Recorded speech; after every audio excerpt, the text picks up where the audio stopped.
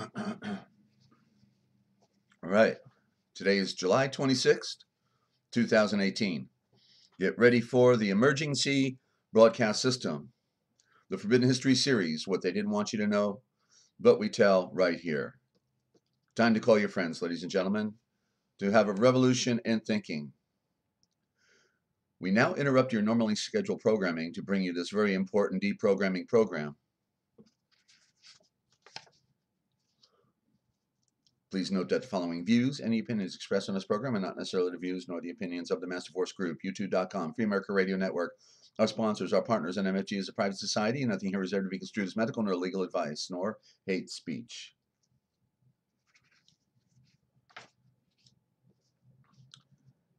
And listen to the Forbidden History prime time 7 days a week right here on the realpublicradio.net, because hidden beneath the sands of time lies the greatest of all mysteries. It's the Forbidden History. Unearth for yourself the secret truths that lie hidden just beneath the surface below our feet. What is it that the powers that be do not want you or I to know? Come and journey with us as we explore and dare to know, because it's all right here, coming your way twice a day at best, and at least once a day at least, right here, the Forbidden History series. What they didn't want you to know, but we tell right here. And you are telling your friends, right? Okay?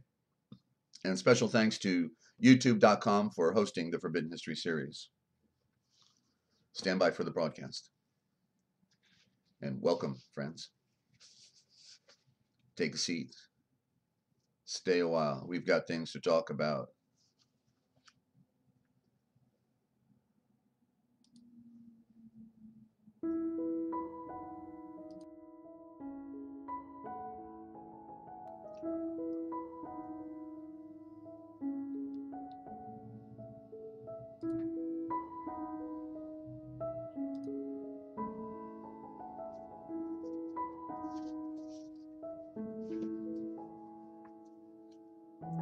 Coming to you live from Studio Z at the Lighthouse in Central Ohio and Free America Radio Network, in the land of dreams, broken dreams, enchantments, and nightmares.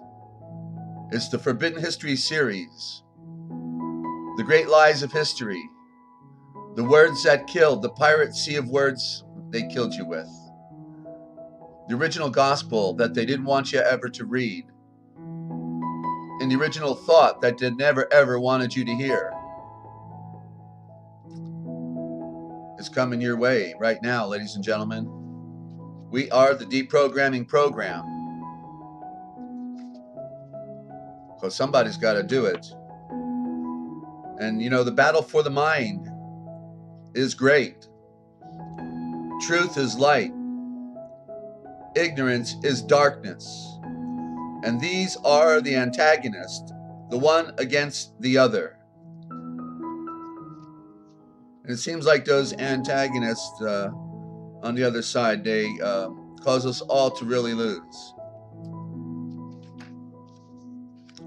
But once we can begin to comprehend the true nature of things, the way they really are, then we can begin to comprehend that there is nothing more to complain about. We're just going to have to learn how to deal with it.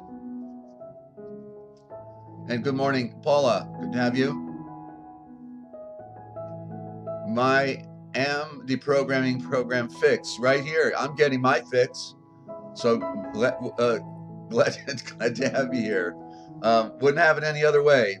The good news is, if we can find and see these lies that they have fed us all of our life, then we can find the truth. We'll see the duality in the matrix, revealing the sun and moon, the light and the dark. But the one who doesn't want to know the truth must be the ultimate slave who does not want to be free. The best way to identify the truth is to identify the lies, the great lies of history that we're going to bring you today. Like, did we go to the moon? You're not still trying to figure that one out, are you? Well, we can make sense out of it right here today on the Forbidden History series. And welcome, ladies and gentlemen, friends. I'm your host, Desert Owl. and I know the small group we have right now, starting this morning, and new friends coming in and listening all the time. So I want to welcome all of you. And a lie will race around the world.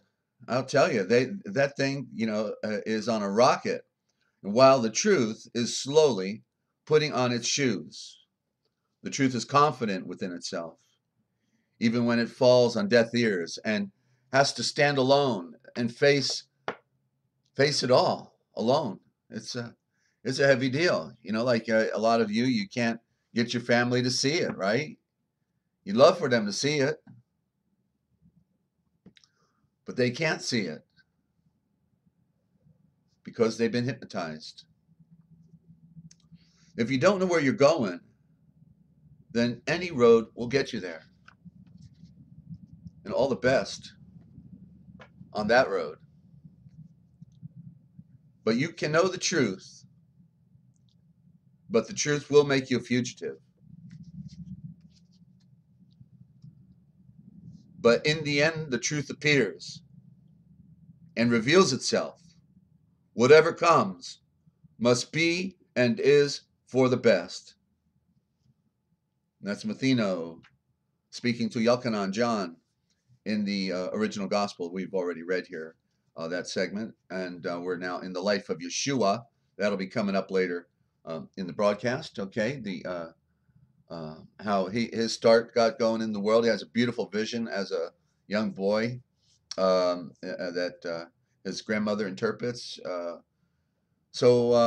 And by the way, I saw and welcome again to our new listeners, anybody that's new here, and to a wonderful family that all ultimately come in throughout the day, and get to hear the recordings. So that's really fantastic. But it was Jedi was talking about these 3 Sundays or 3 Mondays and 3 Tuesdays, all combined, 5 times in 1 month, a totally unique enigma. And so I said, well, something, on the 27th is being pegged, and I don't remember what that was, but the movie that they're coming out with on the 27th is called, of all things, their metaphors are just wonderful. Okay, Paul, we'll send. Oh, well said. Thank you, Paul. I need new glasses here. Okay, so the movie's going to be called Extinction. Okay, Extinction. And so something with the moon is going on, and then everything else cosmically, like all the planets are on one side now, one side of the solar system. Everybody grouped together, creating probably an interesting flux of electrical magnetic fields that's disrupting everything even worse, and more volcanoes probably want to go off and all of that stuff. So extinction. Well, thank you very much. Okay, we knew it was coming, and we knew you were bringing it here. So I guess they're going to tell us how to be prepared for that moment, or get a little excited, maybe. I don't know, but I'm going to watch it on Netflix on I guess the 27th of July, when I guess we're supposed to have a party. I guess I'll buy some beer and watch how the world is going to end. So I've been an armchair quarterback on that for like 30 years now. Okay, so anybody deserves a beer, and to watch it, I do. Okay, and but I hope you find a good time to spend with your family as well. This is the time to spend with your family, and to make the connections with your spirit, your true you know connection with the one, and how your spirit is eternal, and therefore that's the pursuit. That's why we came here. That's it. And you need to get that book of wisdom. If you got it, that'll set you straight. That book of wisdom is the most powerful read, and you have to get a copy, okay, when you can. And any size donation, I'll get it to you, okay, or the Real Da Vinci Code Etymological Dictionary, or the sample of the original gospel translation project with 100-page dictionary, the most current of the dictionary I'm doing. So any of that, any size donation, okay. PayPal is on therealpublicradio.net, therealpublicradio.net. And if you can't afford to make a donation to We are all, we are all doing time prison project, prison outreach. I'll get it to you anyway. Just to let me know you don't have the wherewithal to do that, and a lot of people don't. And I'm always happy to give out this work because it's not mine. I don't, in the sense of saying it's me. It's Yeshua's work, and I'm sharing what He has given to me freely to all of you. Okay, and so without charge, if you make a donation, that's a different story. Okay, and so where are we at here? Oh, and by the way, for those who are coming in, to the network for the first time, I want to welcome you, but also want to suggest that you go down, and follow from the beginning and just work your way forward.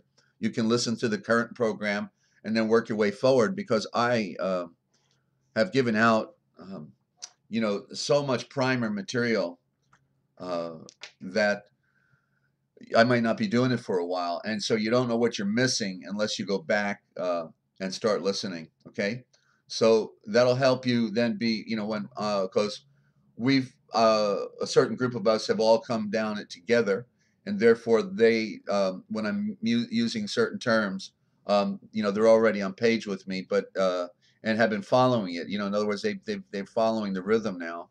But so it'll help, because it won't.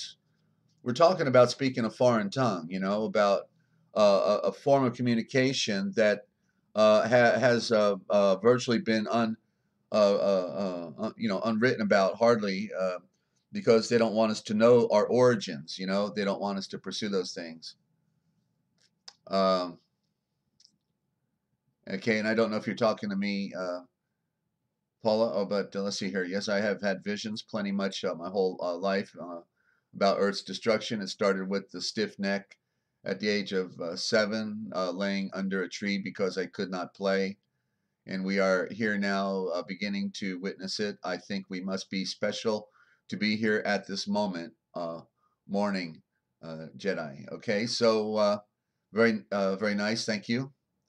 And hello, Water Bear. Good to have you. It's a good name. Okay, so where do we want to go from here? Okay, so what I was saying was that hear our broadcast starting on June 21st, which is called the premiere edition, and just work your way forward as best you can. You'll get an earful. I spilled the beans on so many things that nobody else is talking about, or have I ever heard talk about. It's just amazing where. Whatever the grace of the Heavenly Father is that unfolded for me, I'm grateful, and I want to bring it forward for all of you. So we're gonna do a great life history, but I'll just do a book review real quick, okay? Because that's what we do here. We're a full service, and I have a book by David Childress called Vimana, Vimana. Vi, sort of like Vimana, but it's Vemana, Vay, original. Vemana. Mew Mew, good to have you. And we're on twice a day now, it looks like, and hopefully we'll be close to these times from now on. I realized I can't cut people off on the other side of the world, and the only way to fix it was to go with that twice a day. So I'm enjoying getting out the information here. So Vimana, aircraft of ancient India and Atlantis, okay? Vimana, aircraft of ancient India and Atlantis. And David Hatcher Childress, he was born at the right place at the right time and got to travel the world, and then he just started writing books about it, and he does great presentations. I'm just taking a note here. I have a UFO story that is unsurpassed practically. I was under a squadron of 30 plus anti-gravity Vimana, but I don't know if I'll tell that story today. I just took a note here. Okay, so Vimana, and so what's interesting in the book, you see, because I'm contending, and that'll be part of the Great Lies of History, okay, because then we're going to ask the question, did we go to the moon? All right, that's our Great Lie of History for today. Did we go to the moon? And but so with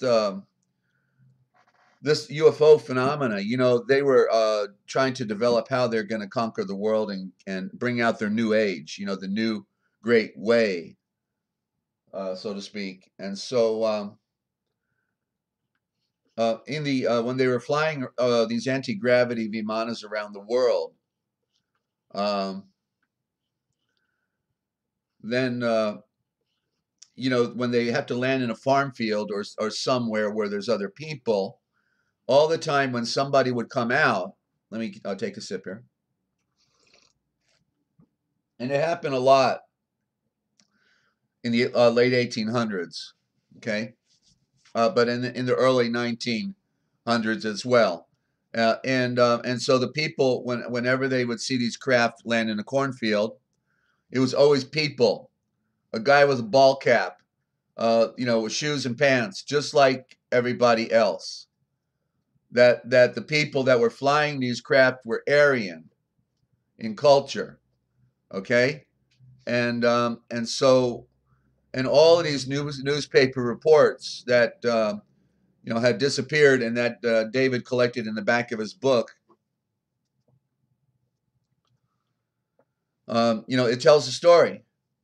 It tells a story that men were flying and are flying the Vimanas, and that's my UFO story. I'm not going to tell it today because I can tell I'm already losing my voice. All right, so Vimana, aircraft of ancient India and Atlantis, but it's the stuff in the back in the appendix. The truth is in the newspaper reports. There were no funny creatures. Hey, Linda, good to have you. Haven't talked to you in a bit, okay? And all the peeps. I'm driving home from work, so won't be texting. I'm here listening. Okay, good to have you. Yeah, I want to listen to myself too. I don't know if I'm going to be able to do it here. Let me put this book back. Okay. So a lot of good books to get. We'll try to cover them as we go here. And and thank you for telling your friends, everybody, for sharing the news that there is a place to go where you're going to hear something you've never heard before, and may take you a while to figure it out. But there is, I always say, what would you rather have on the table?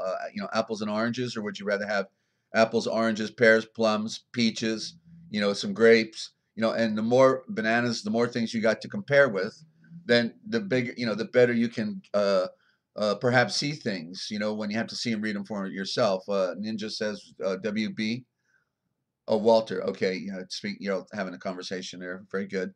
And so the great lies of history, ladies and gentlemen, did we go to the moon? Well, I talked about Alexander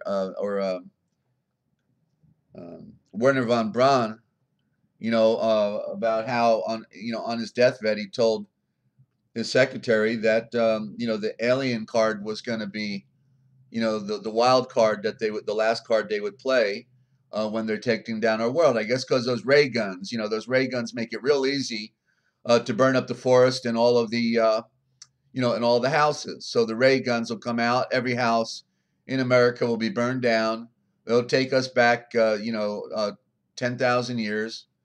So that's what we're looking at. Okay. So not only did he talk about that, but he also talked about going to the moon. Okay.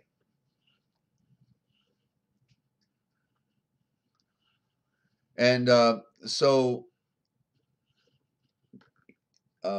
we go to the moon, ladies and gentlemen? That's the question. I guess you know the Stanley Kubrick story, right? Stanley Kubrick was the lead director in the production of Going to the Moon, and it was all the feed was created in advance, and so the like a movie, and therefore it was just fed to the media when they went live with it, and it was the greatest movie ever made. It's interesting because he was the guy who also created 2001: Space Odyssey, and then Eyes Wide Shut. He died 3 days after Eyes Wide Shut went public. Went in the movies when Eyes Wide Shut went out. That's when they put his lights out. Okay. Uh, so, okay, so did we go to the moon, ladies and gentlemen? That's the question, right? I remember where I was. I remember where I was the first time I ever heard that said, and I just come back from Las Vegas on a bus. It was with the lady friend I had made, and we're there in the bus station, and some guy goes to us, and then we're talking like 1978, 79, and this guy goes, we're hanging out at the bus station. He goes, man, we never went to the moon, right? Something like that. And I'm thinking, get out of here. I could not wrap my mind around that. Could not. At that, when I saw only the red, white, and blue, and the Chevrolet and Mom and Apple Pie, and didn't know how this wicked game was really played. But so Wernher von Braun, he told her flat out, we didn't go to the moon. And and the retired intelligence officer that I worked with, who was doing typesetting for my business, he was retired, but he had been the voice at Mission Control, and also knew the Apollo 5 astronauts who were burned alive, murdered, according to him, for wanting to go public on the tin can program of NASA and Apollo. But this was a stage. It was a stage, and they had to give everybody else notice. And so in Apollo 5, they put pure oxygen into the cabin, and then set it up that when a switch was flicked, it would short out and create a fire under a pure oxygen blanket, which would be insane to do at any time, anywhere. And they bought into it under a pure oxygen blanket. So when the spark occurred, it was totally ignited.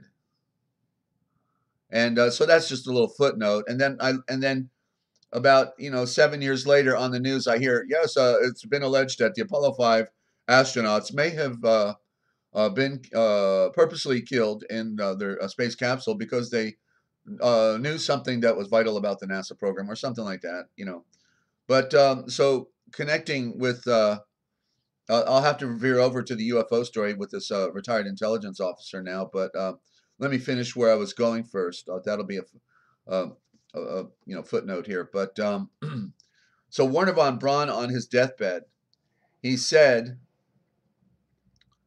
to his secretary, who he was giving the mission of telling the world the truth, said that that because of the Van Allen radiation belt, that we can't go into outer space but more than like 100 miles. But that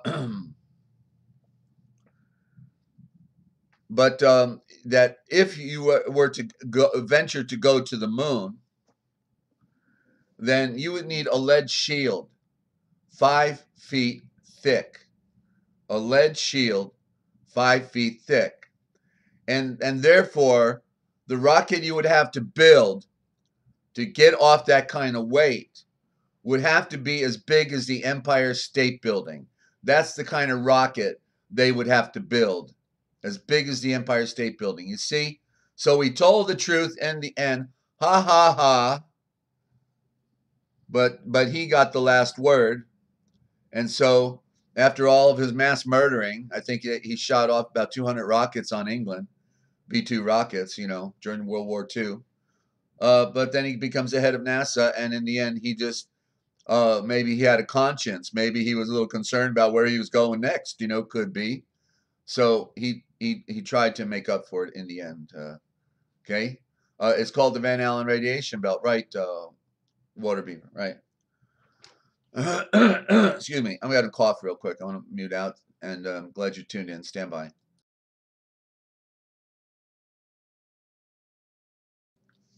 And you are tuned in right here to the Forbidden History series and the Great Lies of History and the Words That Kill, Duality Revealed, ABCs of Light, Symbolism, a whole lot more.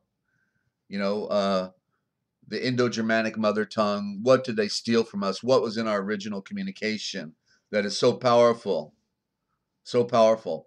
Okay, so no, we did not go to the moon, ladies and gentlemen, because it would take such a mechanism. This radiation, it's a it's lethal. It's lethal. Okay, just like you can't go into a reactor. You can't go into a reactor, of a nuclear plant. You'll be dead in 10 minutes, 15 minutes, that type of thing.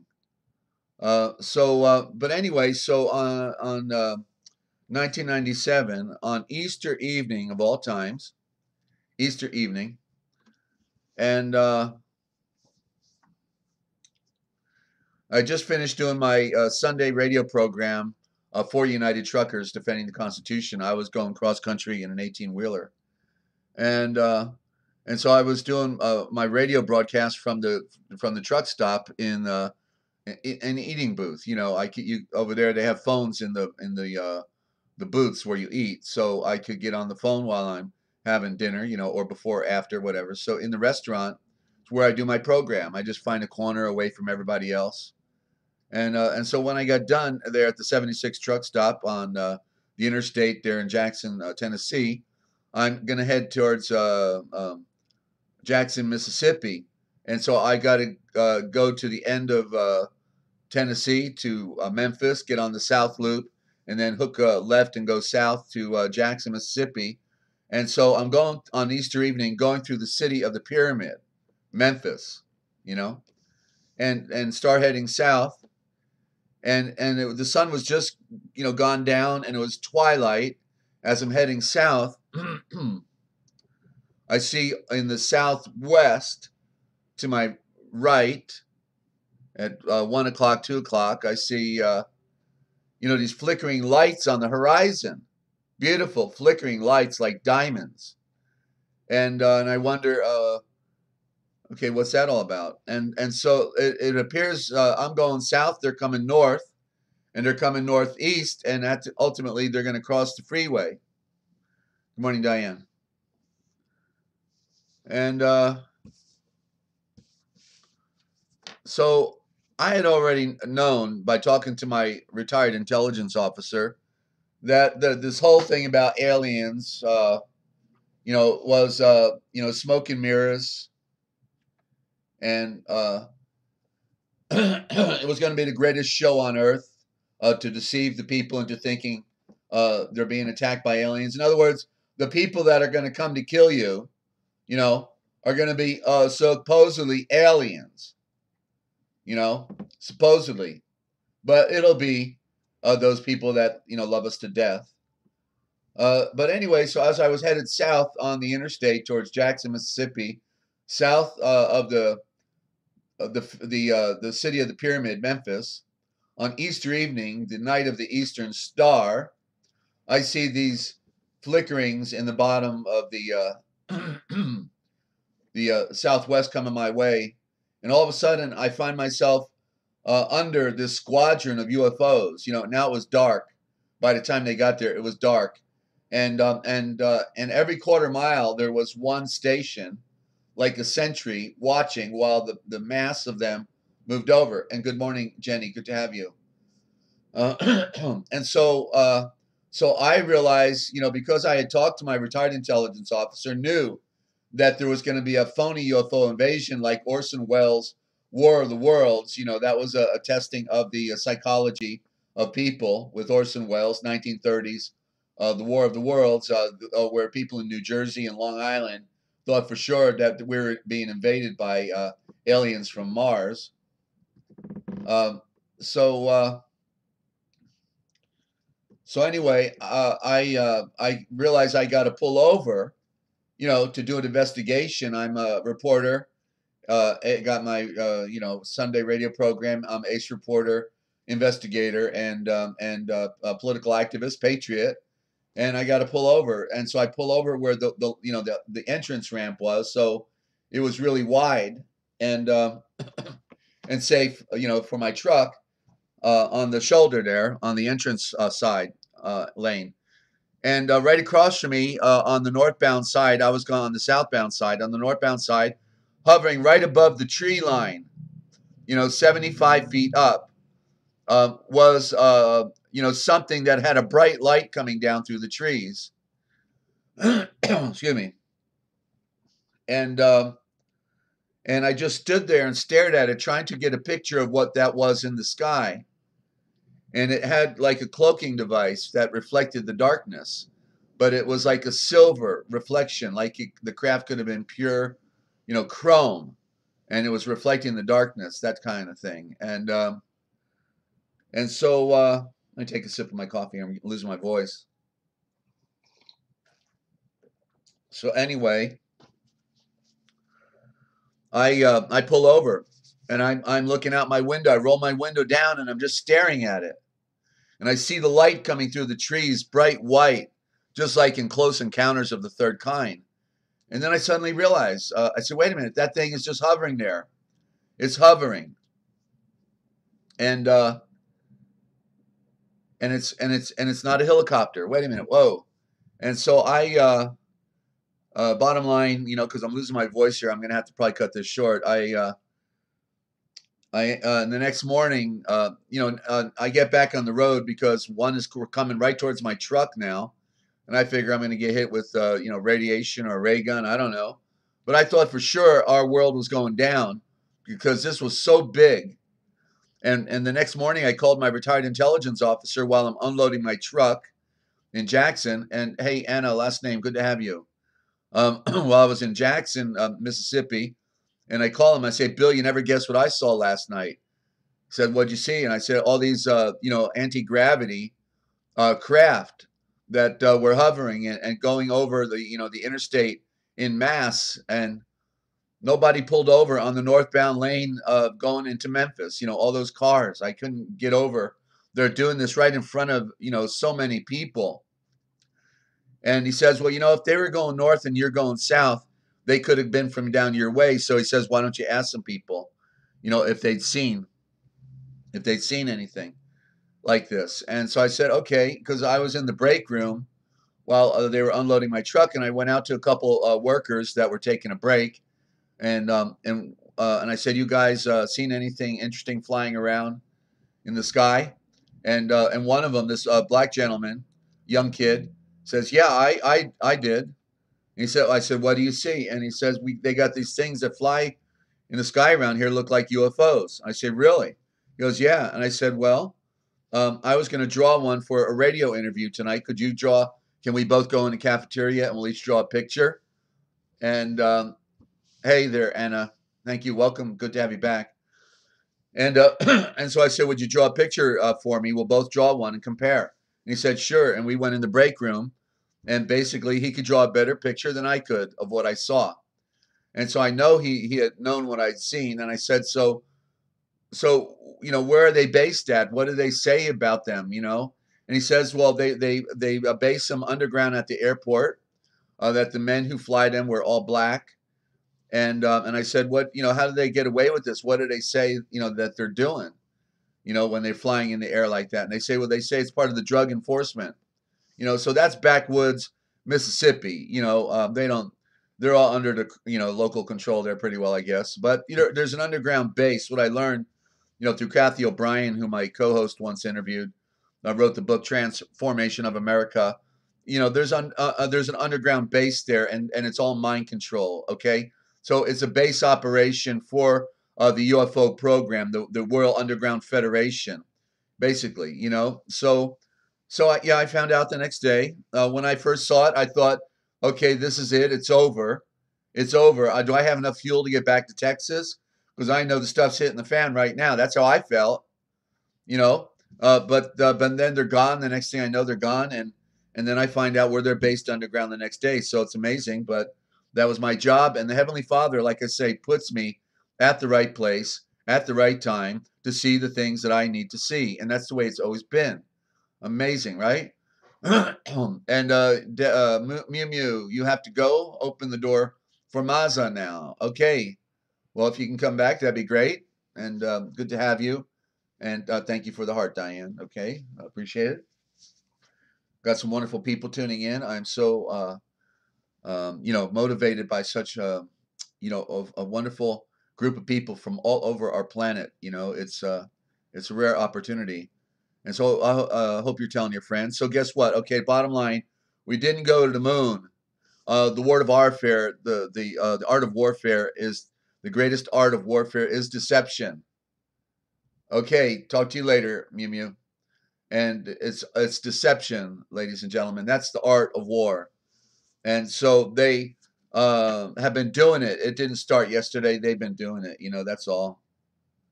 That's all. So look, nobody's calling in. Anybody want to call in?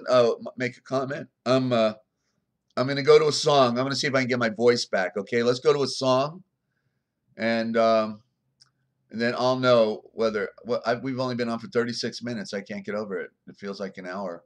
That's my voice. I'm stretching my voice. So let's go to a song, and we'll be right back in 3.5 minutes. You can get a glass of water, use the restroom, or just kick back and call a friend. Okay, I'm Desert Owl on the Forbidden History series. What they didn't want you to know, but we tell right here. Glad you tuned in.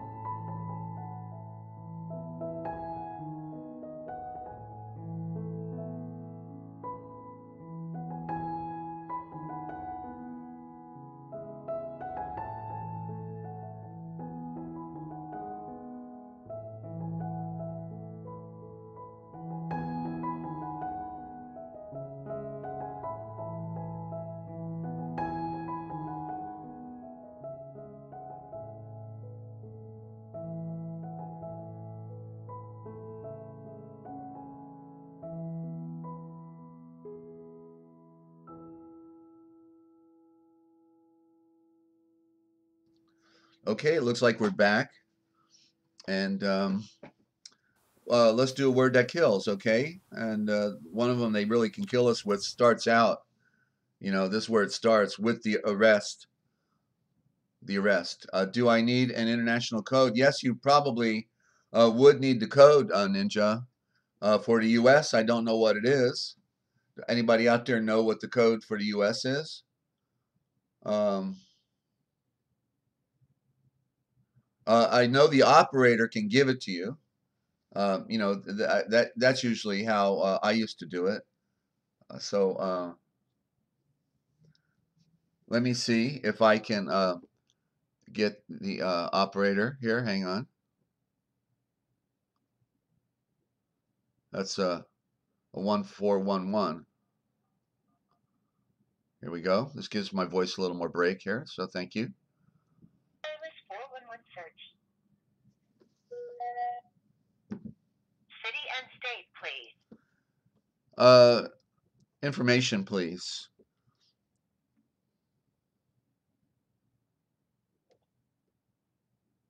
One moment for an operator. City and state, please. Yes, hi. I have a friend wanting to call from outside the U.S. Could you tell me the country code for the U.S.? It's 1. It's 01? No, just 1. Just the 1 for the country code? Yes. And then what would come after it? Just the area code? Well, I mean, when you're calling out of the country, you dial 011 and then the country code. Right. I don't. Yeah. Okay, but like my friend in I have a friend in Germany. I think her country code is 49, and you're saying ours is literally number 1? Yes. Wow. Okay, I wouldn't have guessed that. But thank you for that information. Okay. You're welcome. Take care. Thank you. All right. Bye-bye. All right. Well, interesting. Our country code. I don't think we're number 1. Do you? No way. Number 1. It seems to me it's missing something, but I don't know, Ninja. Try it. You'll have to work it out on your end, kiddo. All right. You have to leave the chat to make a call. So, excuse me. Maybe you can Google it. I'm sorry, we can't test out this Skype. Yeah, from Australia, right? Okay. Okay. Thank you, Water Bear, for stopping by. And take care. So, all right, we're talking about the arrest with the words that kill, and it's 2 words. Okay, AR hyphen REST. The R rest, and the R is the prime root for power. Well, you know they're using their power when they arrest you, right? That's right. That's the AR. That's the armament. That's the argument. That's the arbitrary. That's the arrest. And so what it means is a power rest, right? Because when they arrest you, you're going to be in for a power rest. You're not going to be doing anything, okay? You're going to be laying right here. A power rest. That's the arrest. They're going to give you some mandatory R&R, whether you like it or not, slave, okay? Unless you know the password. If you know the password, then maybe you won't have to do a power rest, you know? So there's your arrest for you. Okay, words that kill. They really love to kill us with those words, ladies and gentlemen. You know, and so we got some more words now. Oh, gee. Our continuing saga in the Pirate Sea of Words. What do we have here? Piracy of Words. We're in now we're in the alphabet B. Alphabet B.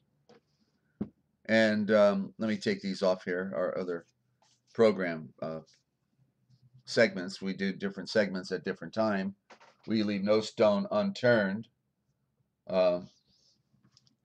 And wish we could help contribute to the gene pool. You know what I mean?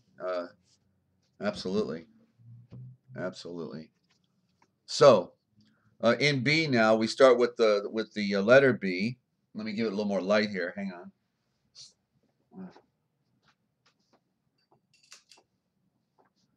And you know, regarding symbols, okay, you can't forget. All right. Signs and symbols rule the world. Not words nor law. Signs and symbols. And so we got to know the fundamental image. We've got to be able to read, because that's what our scriptures is based on, is on getting the picture, on imagery. Okay, that's why where there is no vision, the ability to interpret a dream, a symbol, something that happened in front of you. Can you see it and read it? Okay, so B, which would originally have been a V. It's Ave. Ave.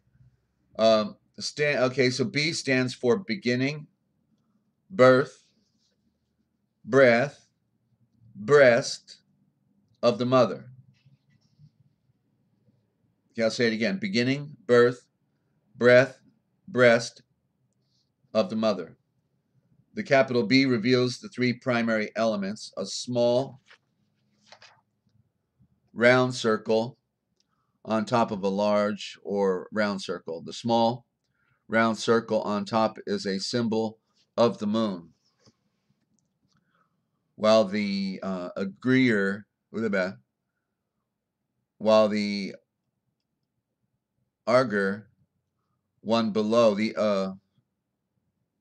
I can't read wrong. It's a photostat of an original.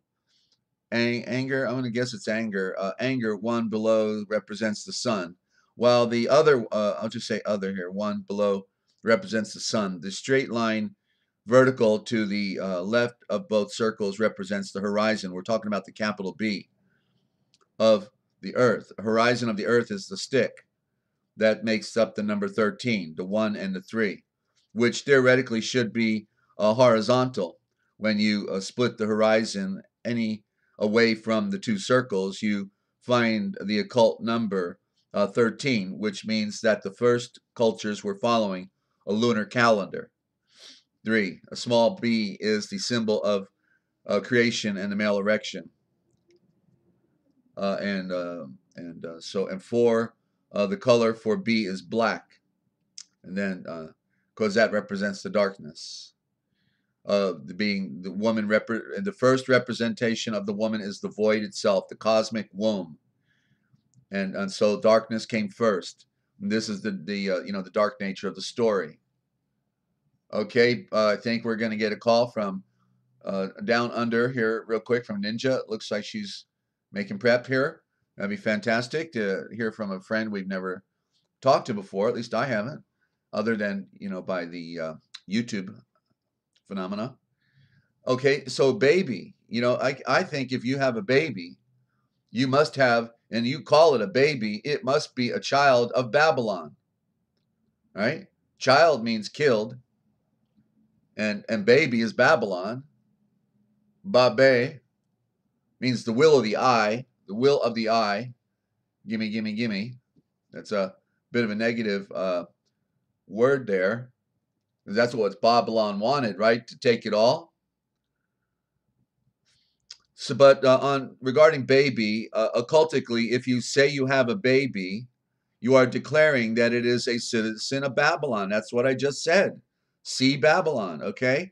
So even Desert agrees with me 3 years ago, okay? 4 years, just 5 years ago I wrote this. So I forgot what I wrote, basically, but I'm glad I was on page. It's a lot of stuff was coming to me. It was just unfolding. It was good to get away from the computer for a whole year and just suck up words out of books. I'm telling you. If it didn't happen, it would have been a great loss of what has been revealed to me. But continuing on, then Babylon. Still waiting for Ninja. Put the ninja to it.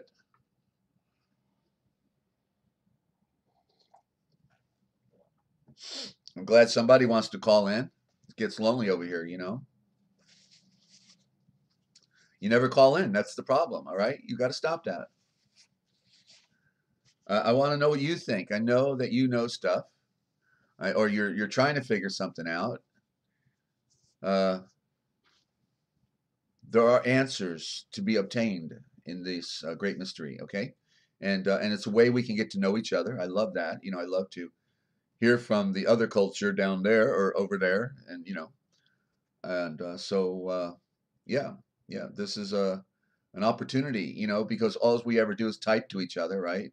Messages all the time, but now we get to, we can actually say a few things to the world. Your Andy Warhol 15 minutes of fame, okay? You can get it right here, all right, on the Forbidden History series, because we're all going to be history soon, ladies and gentlemen, okay? So Babylon, the old world order, post-Egypt, post-Mitzrayim. Babylon, among other things, means baby lion, the lion of which represents the sun, being Adonai, in the false tradition, Adonai, because it means the sunrise. The A is silent. It's dawn-I, or Done, the rising star of India, and the supreme god dress of Indra. Okay, so Adonai is the rising star of India and the supreme god, Indra. That, and Indrane is the female, and Indra is really a cover for the goddess, for the female. So it is a god dress. It's a god dress. That's the hidden woman behind the guy. Okay, So the baby lion of Babylon would be full grown by the time the beast system was at Rome. Rome, more mother's ore. Roam, Roam, Rome, and you get the word more out of Rome. You get more. They wanted more. They took more. They got everything they ever wanted. More. That's morals and dogma. Okay, and it's the mother's ore. They always wanted the ore, or else. And that was on the Tiber River. The Bengal tiger, which is the eye of the Bengal tiger with the eye of India in India. Egypt, Mitzrayim, was the first world central hub civilization of India. But that was before the great flood of the Mediterranean. Please take note that the Vatican system is identical to that of Babylon. From confessionals to Madonna's Mother Adonai, Mother Adonai, nuns in waiting for the priest, etc. Oh, and let's not forget burning people at the stake. It's always great to have a barbecue, isn't it, ladies and gentlemen? Just another day at the Barbie, yeah, mate. And then I have Chen means lawfulness. So Ken, I don't know why I have that underneath. I don't know why I have that. But anyway, so they worshipped India. Okay, see Egypt, Mitzrayim, Greece. They worshipped India, and get the book, The Two Babylons by Alexander Hislop. Okay, so a little bit of piracy of words, and they've been playing the tricks on us, ladies and gentlemen. But we can be set free in our thinking. They control us with words, but we got to learn to control the words by getting back the meaning. Once you know the meaning, you will not be tricked. Okay, so that's that. And let's go to the history of the church. We're winding down here, and I don't think I'll be doing another read out of original gospel. I'm just looking how big this is. And what's happening, Ninja? Come on down, Ninja. Here we go.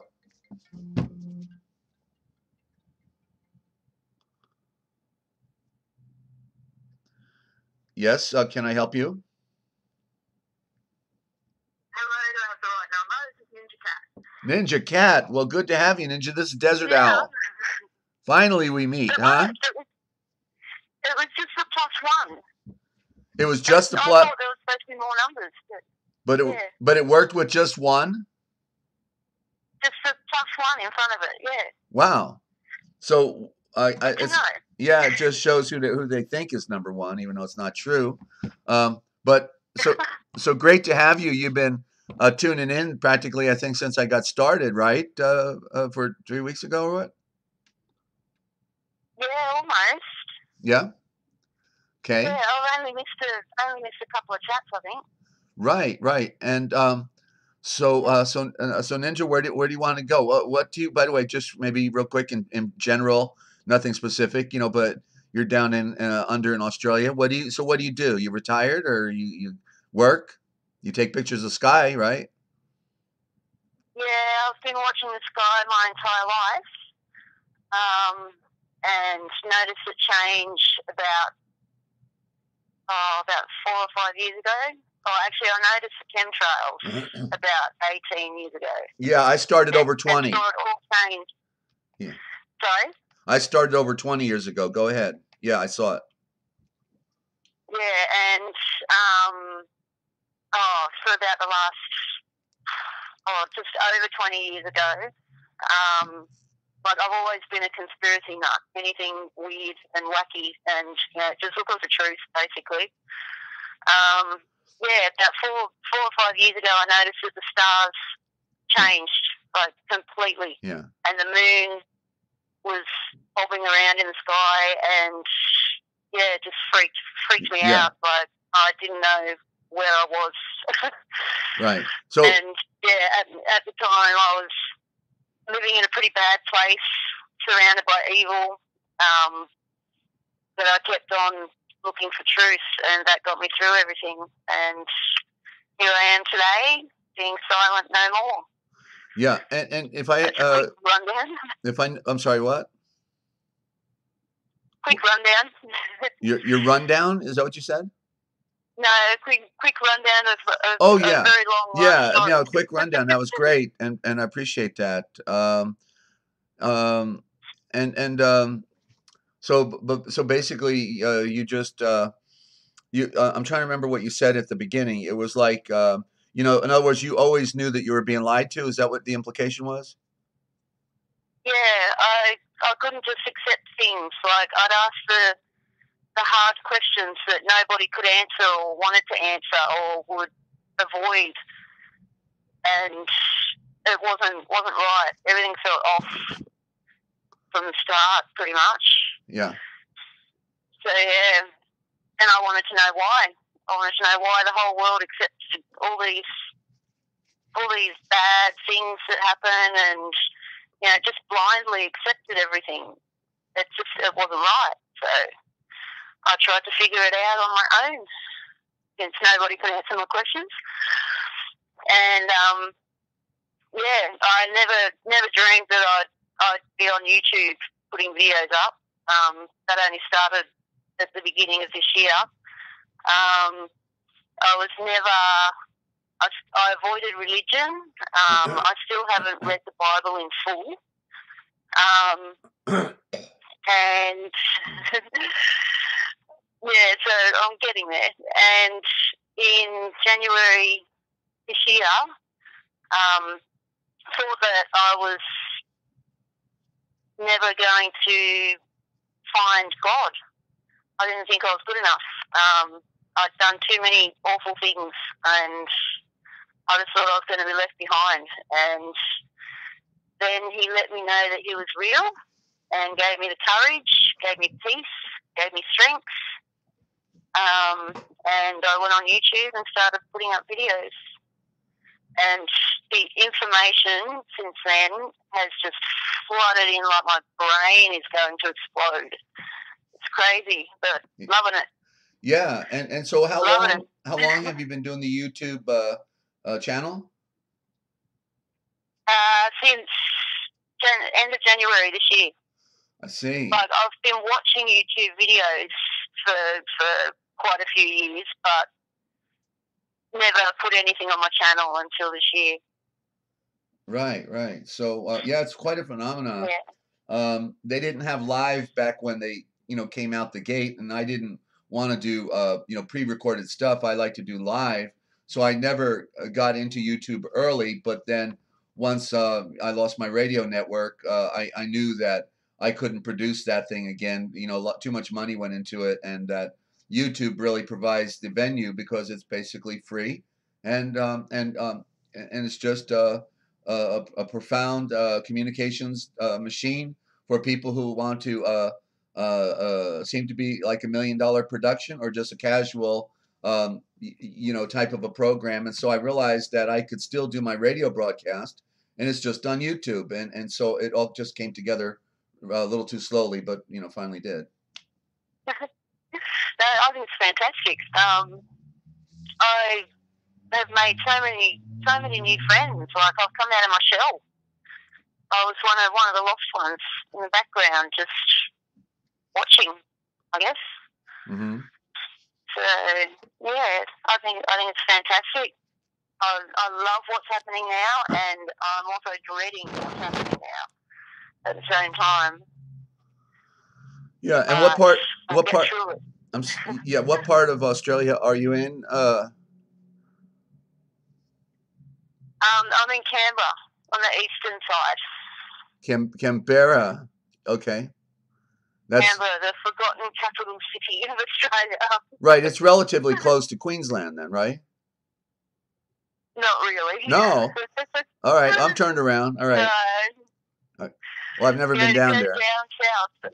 I'm in New South Wales, but it's actually a little, like Canberra. Yeah. Is the capital city, and it's also a territory. Yeah. They made Canberra. They put it between Sydney and Melbourne. Mm-hmm. Melbourne's in Victoria, Sydney's in New South Wales. They put Canberra in the middle because they were too busy. They could not decide whether to make Sydney or Melbourne the capital city of Australia. So they made one and stuck it in between. That's how they did it. Right. Yeah. Yeah. So it's very far south on the eastern side. We're one of the coldest parts of the country. Yeah. Yeah. I originally come from the coast, so I hate the cold. Hate it. And it's really, really cold this year. Yeah, I got spoiled down in Georgia and Florida for all those years, so I don't look forward to the winter here in Ohio either. But it's been mild in comparison to others, so I can't complain. So have you, of all your sky watching, then because apparently you've noticed the sky for a long time. So when have you seen the planets with your own eyeballs, where you knew that you were seeing other orbs out there? Any of that? Because it seems. I used to work in a planetarium, and was an amateur astronomer, like backyard astronomer. I've used the big telescopes here in Canberra. They're no longer here. They got burnt down, unfortunately.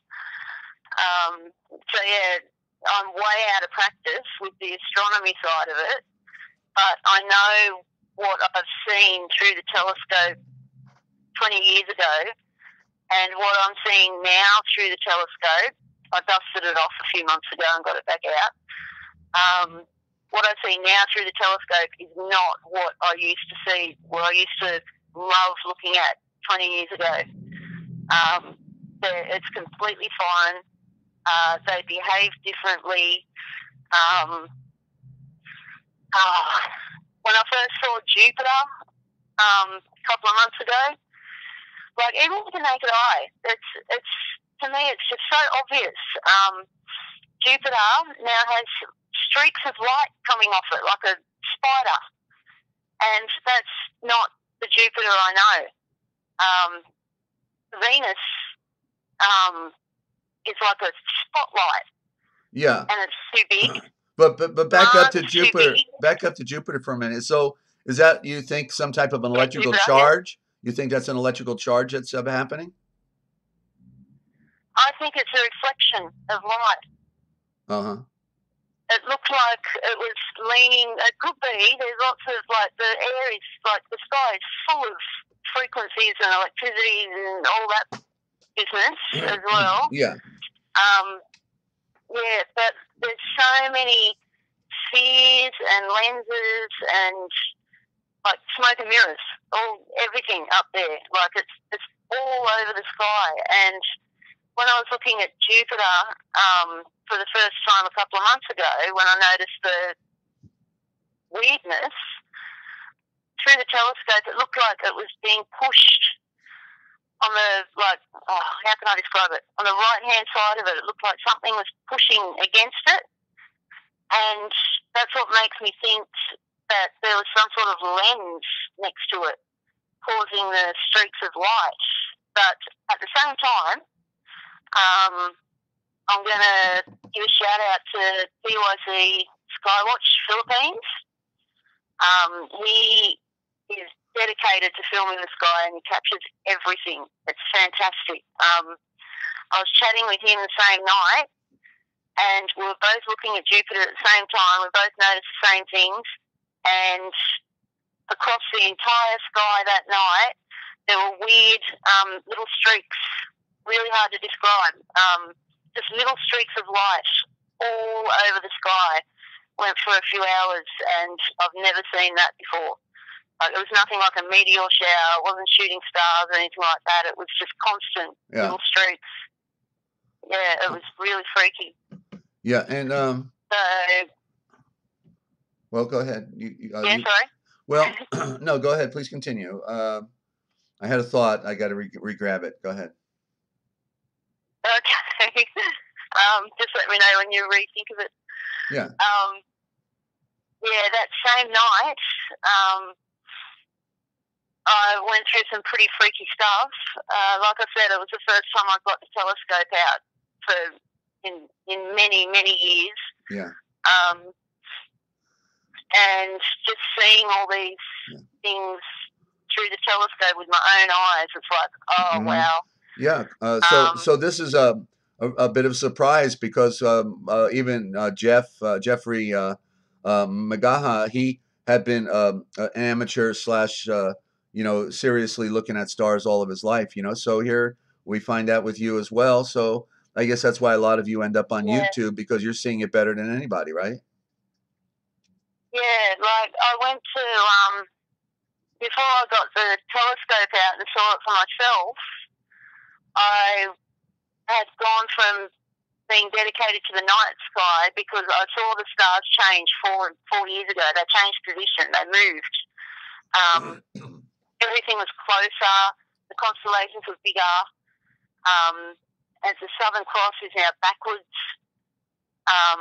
And things are just in the wrong spot. And that really freaked me out. Like, I didn't know, like, it's like, where am I? What's happened? And not long before that, I was noticing the sun. I did some research with the sun and figured that out, found that out with the simulator. And then was observing the oddness of the clouds for a few years, watching them change, behave differently, odd shapes. Yeah. And then. Well, hold on. We got a question from Paula, and hey, Barb. So Paula says, do you think it could be Planet X, a gravitational pull, or do you think Planet X is real, Ninja? 20 years ago, I would have said Planet X is coming. A few months ago, I would have said maybe. It's a huge possibility that that's what they're hiding. Today, right now, my answer to that is no. I've only come to see that in about the past week, I think. Like, I've been in two minds about it for a very long time. I think they've completely covered our sky. I believe that the sky is now full of plasma and machinery. Everything up there is being faked, and they're hiding something from us. And I don't think it's a planet. I think it's something big, and CERN is also involved. And they're up there waiting, and it's. I don't think it's going to be good. Like, I don't know. It's so hard to put into words, like, what's in my head. I think it's all going to be like a big sky show with all this fake alien invasion, and then whatever is coming is going to be coming to rescue us. Yeah, well, the meteors that come in will be real, So They got it all timed. It's all going to be timed perfectly, you know. Yeah, yeah. Like they're up there waiting. They're just waiting. Yeah. Yeah, they're ready to go. Yeah. Yeah. So I think it's going to happen. Like I'm not going to predict anything, but it feels like it's going to happen pretty soon. Because I've seen images projected up there on the sky already, and like channels have like filmed it, and that's why I said before, like I love finding all this out, but I'm also dreading it because I can see people starting to realise what's going on, but I can also see other people going the opposite direction with all this Planet X, promoting Planet X like crazy at the moment. And what I see is projections on the sky. Like I'm not saying I'm right. This is just what I see. What I see is projections on the sky. So many people are saying it's, you know, Planet X with moons and things like that. And I can see that it's a projection. There's orbs there and spheres and I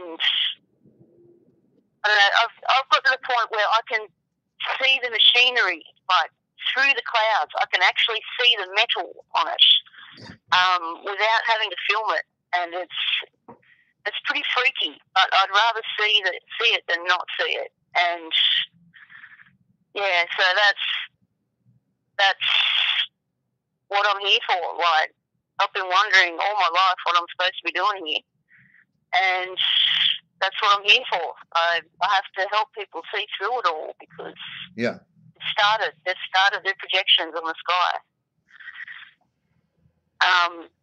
Yeah, I can see the machinery, I can see the spheres, I can see the light bulbs, and it's all projected in front of cloud cover. All the clouds are the same shapes because they hide the machinery that travels across the sky. And so many people can't see that, and I don't understand why, you know, because everyone knows there's a fake sun up there. To do that, you'd need a lot of machinery. And, you know, everybody's wondering about the moon. To fake a sky, you need a lot of machinery, and it's just, I don't know, it doesn't make sense. But I know that people are still asleep and you know, at different stages. So I just pray that people will see it. Yeah. Yeah. Wow. This is my passion. Sorry, get a little bit emotional. No, you're. You know, it's a great call. I'm so glad you called in, and we get to. Didn't I say? You know, you never know who's listening in, ladies and gentlemen, and they've really got a lot to say, and you know, they're totally focused. Ninja, geez, you know. So. Well, thank you, thank you for encouraging us to call in.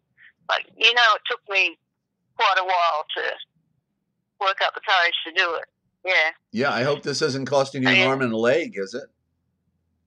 No, it's prepaid. I get free international calls. I just have to figure out how to do it. Oh, okay. So you didn't use the Google Hangout thing or anything like that, right? No. Okay. I just tried the phone call. Okay, just want to make sure I'm the number. learning as I go here. And so anyway, I'm so grateful you've been hanging out with us, because just you know, having you there you know, was one more incentive for me to keep on going when there's almost nobody there sometimes, you know, when you're getting started. And really? Well, you know, it was helping me figure out so many things. So thank you. Yeah.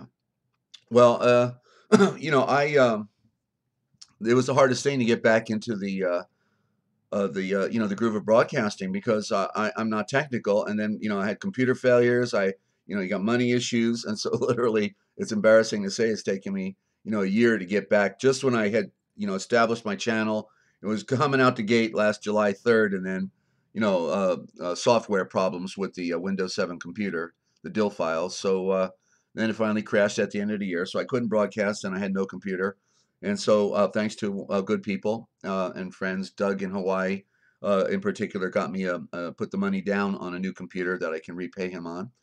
So things like that happened that allow me to broadcast. All my old data is still on my other computer. I don't know how to switch it out, but I'm hanging in there to get it all back on so I can be fully functional right here.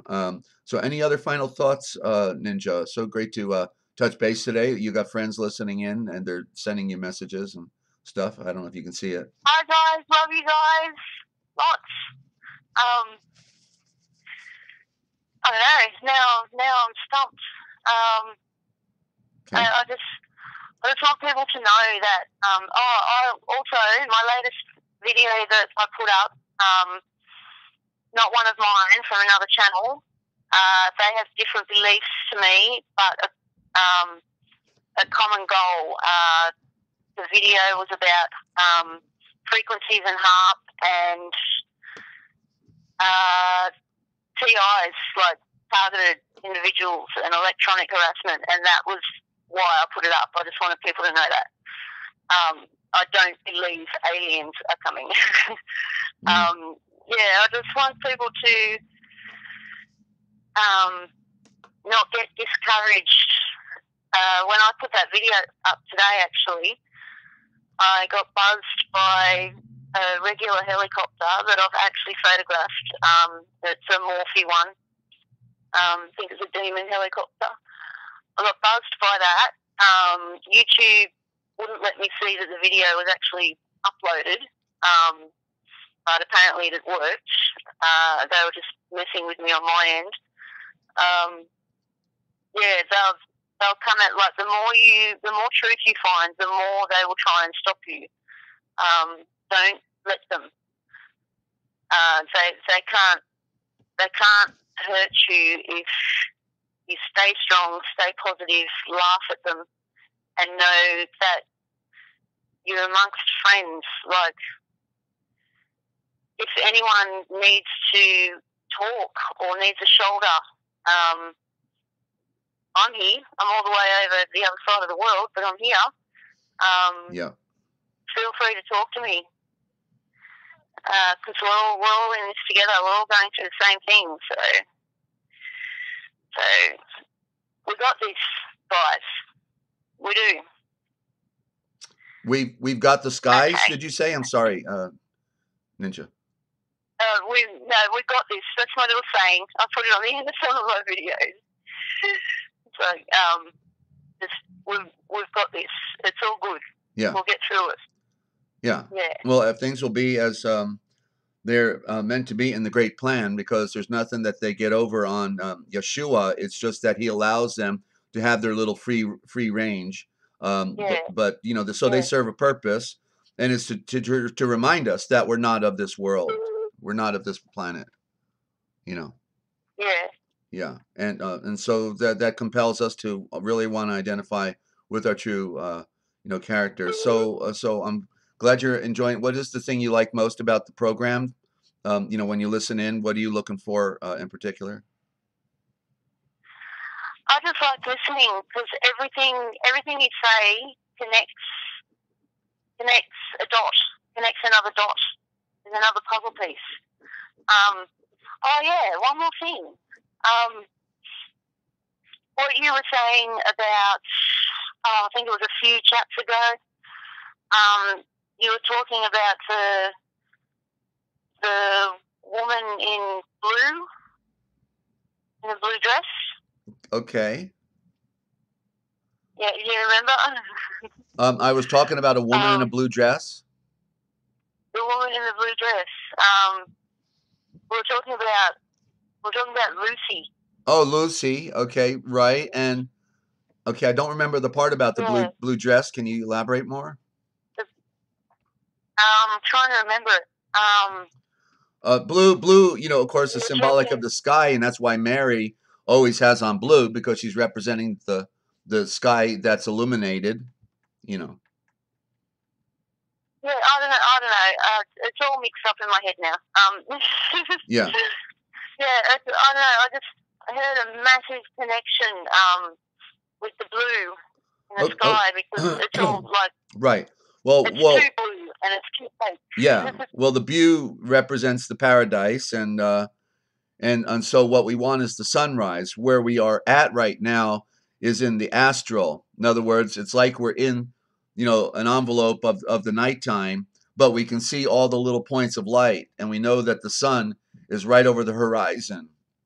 And so it's all metaphorical for our eternal nature. It's speaking, and when we finally can figure it out, like when he says, "Lazar, come forth," Lazarus, which is Lazar, meaning ray of light, come forth, rise from the dead, and so that's the picture of we're waiting for the sunrise, and when that happens, the transformation in the story is complete, and you're receiving the spirit of life, the spirit of the Father.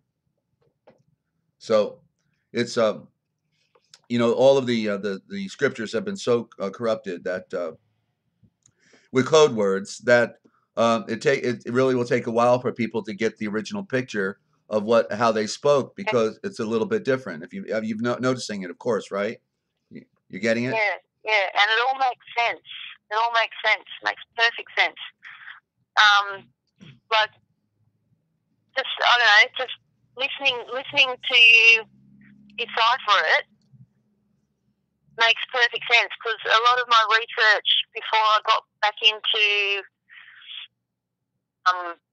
researching the sky, which is all I do now, research the sky. But I looked into all sorts of things, the symbolism and how words are spells, and how they all to do with the MK Ultra and the TV programming,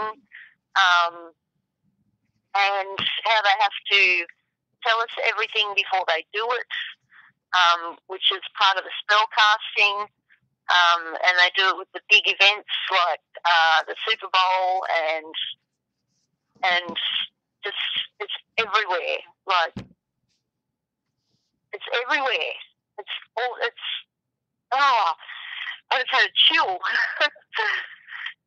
This world is saturated with it. Yeah. And so what age group? You don't have to tell me your exact age, but in your 20s, 30s, 40s, or 50s, or 60s. But you sound pretty young. Oh, thanks. I'll tell you my age. I'm 46. Oh, 46. Okay. So. Yeah, and so you're looking out for your family too, no doubt. You probably have some little ones, right? No, I've never had children. Uh-huh. I never had the opportunity. Right. Well, I was a little rebel without a clue. Right. Well, considering our current state of affairs, I think it's always a blessing for anyone that probably didn't have children to bring in this world, because it's not the place to be bringing little ones, bottom line, right? And knowing what's going on. Jeez. Yeah. Thank you for that. Because when I was at that age where everybody was having kids, people would say to me, "What? Do you want kids? Do you ever want kids?" And I've never married. Always had bad luck with relationships. Mm-hmm. Really bad luck with relationships. Excuse me. And when people would ask me that question, my answer would be, how can I be expected to bring a child into this world and look after this child properly when I can't even look after myself? Yeah. I have to be right first before I can bring another life into this world. Mm-hmm. And I still don't. I'm a lot better than I was, but I'd gone down such an evil path that I turned into the evil that I am now trying to expose. That's how bad it got. So yeah, I got to know the enemy very well. Absolutely, yeah. Yeah. When I had my daughter, it was a bittersweet feeling because I felt, an excitement for having a daughter, but it suddenly dawned on me, so what are you doing? What will happen? you know, to the soul in the future. Will she be happy? Will she be lonely? Will she suffer, you know, trauma? And so my daughter was my big inspiration because I felt obligated now that I brought her into the world to be able to give her the answer as to how to get out of here, you know, and do it the right Yeah, way. good You know? motivation. Yeah. Well, So, it's working. well, it all finally came together, and I just, you know, but all of you wonderful people are a part of this. You know, I was hanging out with all you sky watchers, and then when I finally tried to turn it on one day, all of a sudden there was instant friends right there. It was really great, you know. So right out the gate, there's always been someone here from the other channels, you know, hanging out, and so that encouraged me enough to try to develop this thing and see where we can take it. And with the feedback I'm getting, I absolutely know, you know, that you know, this is meant to be, and 2 a day, you know, probably is not enough, but I think I can swing that. You know, that's my objective because I don't want to leave anyone out down there or up here. You know what I mean? So I got to figure out how to Yeah, be able to grab everybody. So yeah, that way everybody yeah. can have fun. So I'm sorry. Oh, sorry, yeah.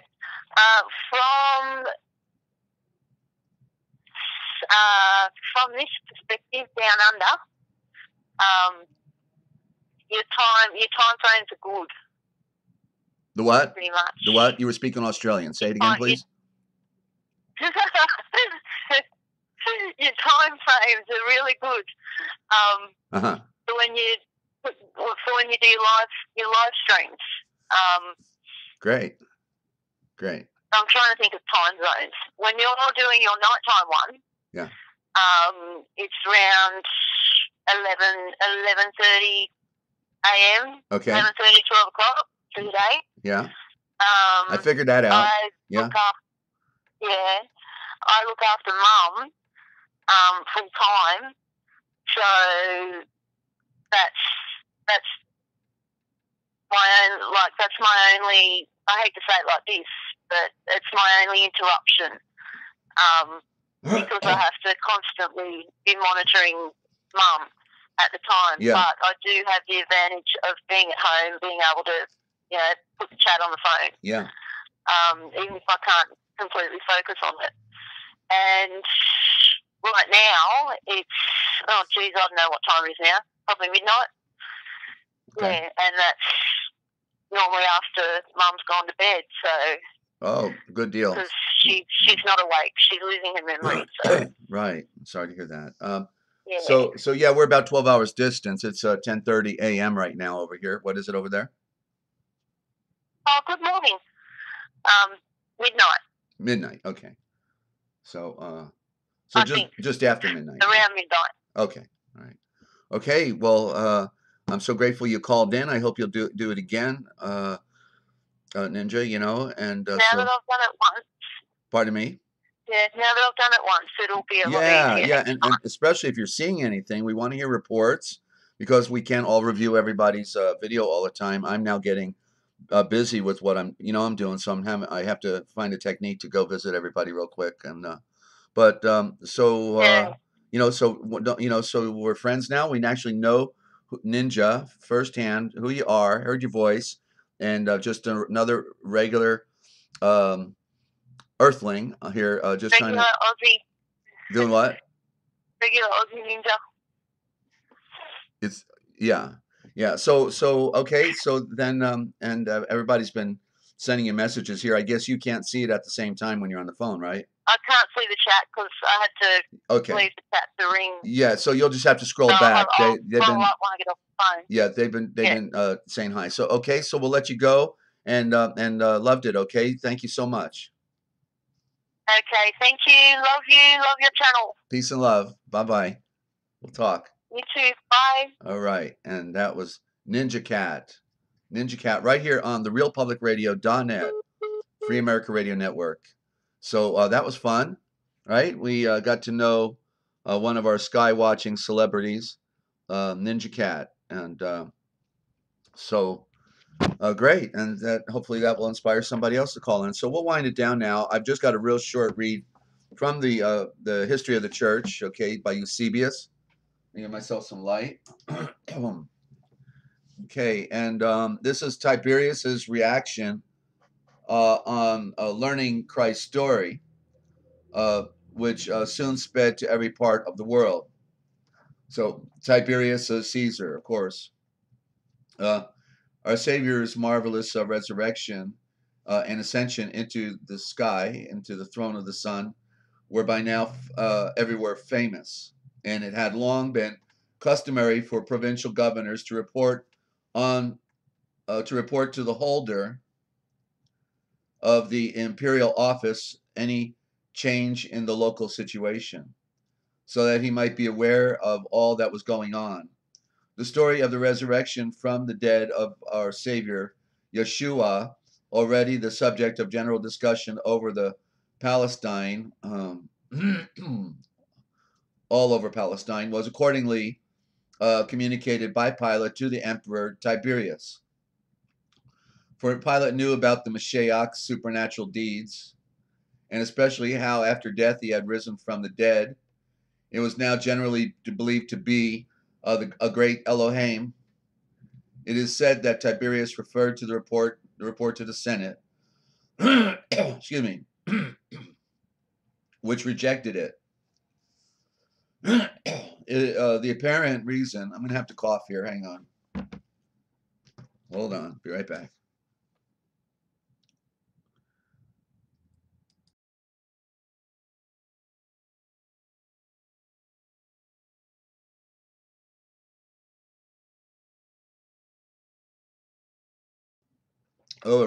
All right. So, take two.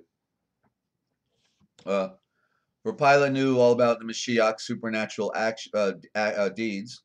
It was now generally believed to be the great Elohim, and it is said that Tiberius referred the report to the Senate, which rejected it. The apparent reason was that they had not gone into the matter before, for the old law still held good that no one could be regarded by the Romans as a deity, as a god, unless by vote and decree of the Senate. The real reason was that no earthly decision or commendation was required for the saving teaching of the divine message. In this way, excuse me, the Roman Council rejected the report sent to it about our Savior, but Tiberius made no change in his attitude and formed no dark design against the teaching of the Mashiach. These facts were noted by Tertullian, an expert in Roman law and famous on other grounds.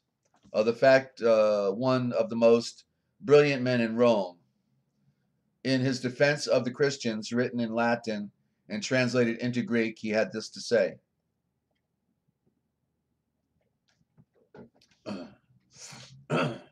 Excuse me. To go back to the origin of such laws, there was an old decree that no one should be consecrated by, excuse me, no one should be consecrated a god by an emperor till he had been approved by the Senate. Marcus Emilius followed his procedure in the case of a false god, Albernus. This reinforces my argument that among you, Godhead is conferred by earthly approval. If a god does not satisfy man, he does not become a god. So accordingly, to this it is for man to show favor to God. Tiberius then, in whose time the name of Christian came into the world, when a report of this doctrine reached him from Palestine, where it originated, communicated it to the Senate, making it clear to them that he favored the doctrine. The Senate, however, because they had not examined the doctrine for themselves, rejected it, but Tiberius stuck to his own view and threatened to execute any who accused the Christians. Heavenly Providence had purposefully put this in the emperor's mind in order that the gospel message, the star message, the Evangelion, the lion, the star of the lion, the Evangelion, the star message should get off to a good start and speed to every part of the world. Thus, with the powerful cooperation of heaven, the whole world was suddenly lit by the sunshine of the saving world, at once in accordance with the pure scripture, the only anointed scripture. The voice of its inspired star messengers, that's evangelists, star messengers, and apostles, royal messengers, Malachim, went forth into all the earth, and their words, their shavors, their shower, their raining down, their seed planting, showers, shavor, sowers, flaming swords, shavors, at the royal center to the ends of the world, the every town and village, like a well-filled threshing floor. Churches shot up. The church, not churches, but the royal circle of the perfect called out ones, shot up in numbers, bursting with eager members. Men who, through the error they had inherited from generations of ancestors, well, that's what happened to us, right? Men who through the error, that's where we're at. In what error are we in, right? That's what they call it, the error. They had inherited from generations of ancestors, were in the grip of the old spiritual sickness of falsehood, of idol worship like with movie stars, that kind of idol worship too, right? Wow. The walk of the stars. By the power of the Mashiach and through the seed planting of his followers and the miracles they worked, were freed, as it were, from cruel masters and found release from galling fetters. They turned their backs on dark polytheism in all its forms and acknowledged that there was only one Yahweh, the fashioner of all things, the architect and designer. Him they honored with the ordinances of true religion through the divine, reasonable homage of which our Savior sowed the seed in the life of blood of the earth. Hey, Martha, good to have you. The divine grace was now being poured on other nations as well. First at Palestinian Caesarea, Cornelius with his entire household. That was that Roman centurion whose slave Yeshua healed. He showed more trust than all of Israel, and that's Cornelius with his entire household through divine revelation and the agency of Kephe, falsely Peter, embraced the tradition, the Mashiach game, victory of light, the Christian faith. He was followed by many other Gentiles at Antioch who had heard the preaching, the seed planting of those dispersed by the persecution of Stephen's time. The Antioch church was now flourishing and growing rapidly. In a large number of the navigators, prophets from Jerusalem were there, accompanied by Barnabas and Shaul, and another group of brothers as well.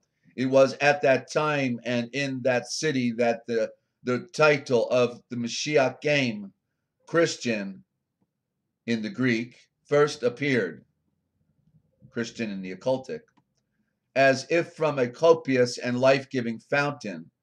Agabus, again one of the navigators staying with them, foretold the coming famine, and Shaul and Barnabas were set to do everything possible for the relief of the brothers. And when we pick it up, we'll be with Agrippa, appointed king, and Herod banished, suffering of the Judeans and the suicide of Pilate.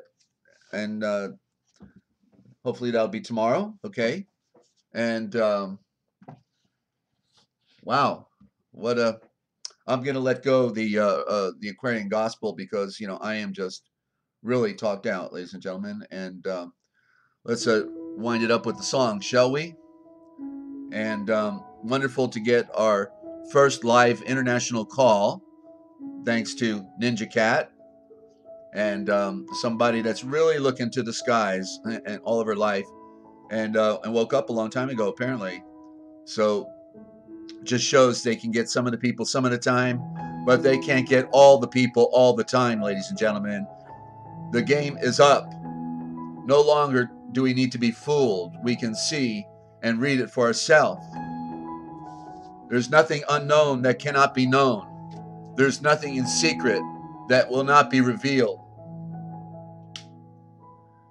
And when it's all said and done, then it'll come down to what did we do? So let's try to point to the skies and show our friends and our neighbors and those who should want to care, and maybe we'll make an important connection that will be significant somewhere down the road here in the very near future. We're on our own basically, and but if we have a connection, thank you, Mew Mew. Good to have you. If we have a connection, then we know the road back, ladies and gentlemen. So keep looking up. And I am just wanting to remind you that if you are looking for, you want to know the future, then you need to look for the Forbidden History right here on the realpublicradio.net, Free America Radio Network. I'm Desert Owl, thanking you for tuning in. And do hope you tell your friends. And after all, you wanted to know, right?